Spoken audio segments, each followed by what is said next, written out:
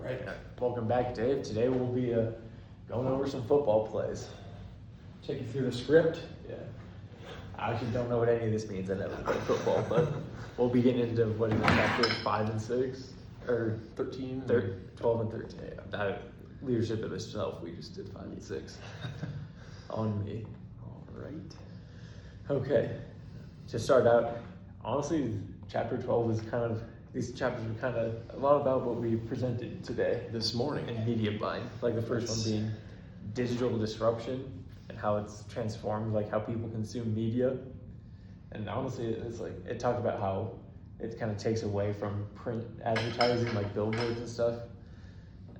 Yeah, we saw this kind of with our presentation because a lot of companies now are, it's not traditional, but they're moving to like Instagram. Yeah. Like we talked about it, it's a little more traditional now just because everyone's using it and they can like tailor ads directly to the consumers they want. They don't just have to put it up in an area and hope it like meets the target audience they're looking for.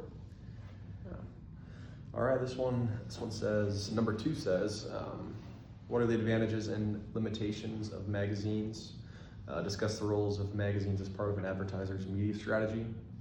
I said some advantages are high quality visuals,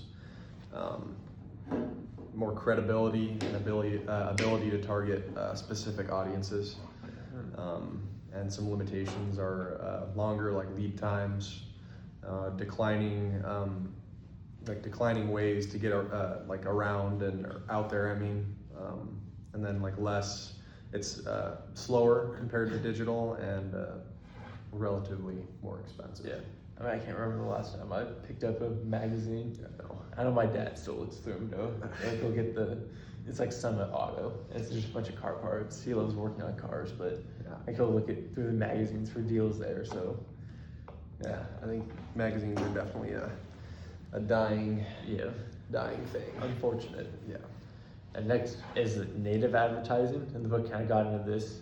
This kind of also factors into media buying because it's native advertising is basically just like the content is designed to like blend seamlessly with like the environment that you're editing the ad towards. Like just make sure it matches the look, feel, and function of the surrounding content, making it appear less like a traditional ad, more like an organic post. I feel like this just ties into is like selecting what channel you want, like billboards, stuff like that, and just making sure it aligns with your marketing campaign and stuff like that. Yeah. All right, number 4 says if you were buying print advertising space for a manufacturer of golf clubs such as Callaway or TaylorMade, what factors would you consider? Would your magazine selection of magazines be limited to golf publications? Why or why not? So some things I considered were audience demographics, like income, because of how expensive golf is. I feel like most people who golf regularly are either retired or like super well off. Certain lifestyles, and then obviously interest in golf. People who love golf, like people who generally play golf, I would hope they love golf. It's frustrating sometimes. Yeah, it is. Drain my bank account this summer, that's for sure. And then ad placement as well, and just where it fits. And then beyond the golf magazines, I'd say like luxury, sports, travel, and then lifestyle magazines are probably going to reach that luxury lifestyle for like the golf interested consumers. Yeah, I need a new driver.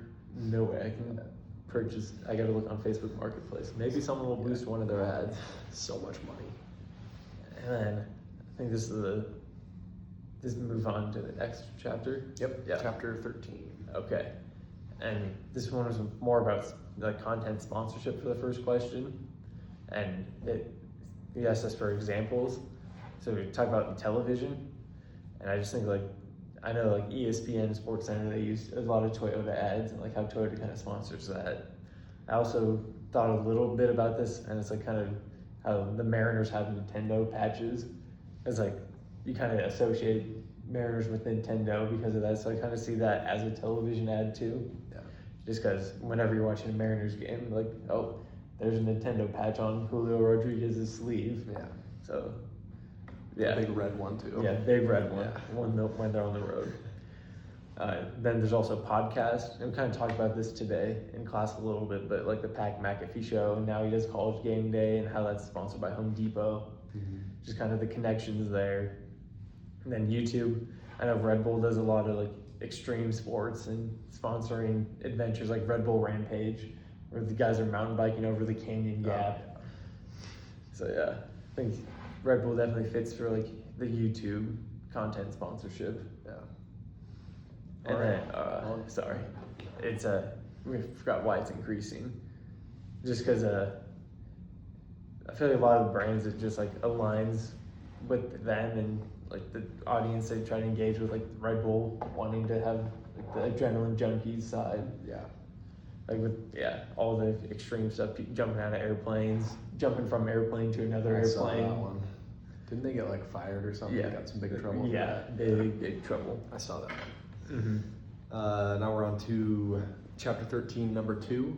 This one says explain why marketers have increased their use of product placements and integrations. I said that marketers use them more because audiences, kind of like myself, are prone to skip ads. I don't really like seeing ads, any sort of ads, to be honest. And then streaming in itself kind of reduces the more traditional ad exposure, as well as like the placements feeling more natural.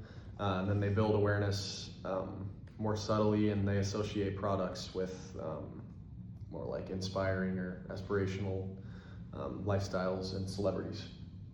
Yeah. And next up we have guerrilla marketing.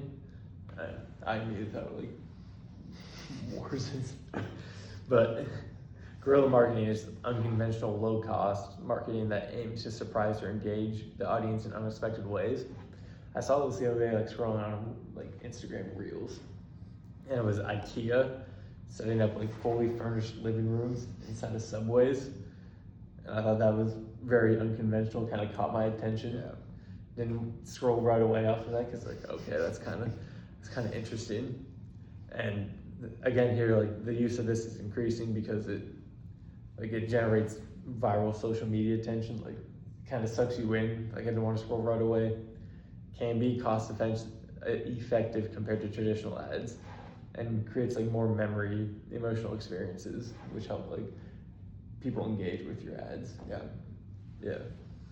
All right, number 4, chapter 13. This one says, what are promotional products? What are some of the situations in which promotional products may be most valuable to marketers? Promotional products are branded items given away to increase awareness. And then I'd say the best situations that are most valuable to marketers are like certain corporate events or like trade shows, like the customer loyalty programs, product launches, and then like incentivizes, is that a word? I think so. Like people to encourage trial and then more error too. Mm-hmm. Okay. Next up, we'll be going over the advantages of branded entertainment. And it's pretty simple. It's like it just helps build deeper connections between audiences and brands, provides long-term exposure beyond like one single ad, and feels more authentic. Some disadvantage would be loss of control over how the brand is portrayed, high production cost and negotiation complexity, may distract from storytelling if like it's too obvious. And then example like we came up with this is, I thought like any professional sports team stadium, we specifically talked about like T-Mobile Park and Citizens Bank Park. There's, if you think about it, it's just a big advertisement for T-Mobile, Citizens Bank.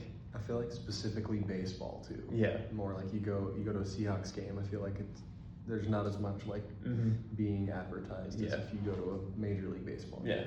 Well, like you go to T-Mobile Park, you can connect to a T-Mobile Wi-Fi there, and the service is actually pretty good, and you can load stuff during the baseball game, which is pretty hard usually. Yeah. And I feel like, where were we? Yeah, it's just a big advertisement, and you kind of get a sense of the brand and it builds those deeper connections. Because at the ballpark, like I have so many memories at the ballpark, Yeah. and having that like connection with that brand probably makes it so a lot of people choose T-Mobile over competitors. Yeah. Or go to Citizens Bank over other banks in the Philly area. Oh yeah. All right. Yeah, All done. let's go. Chapter 13. Thank you, David. We'll see you again on Monday.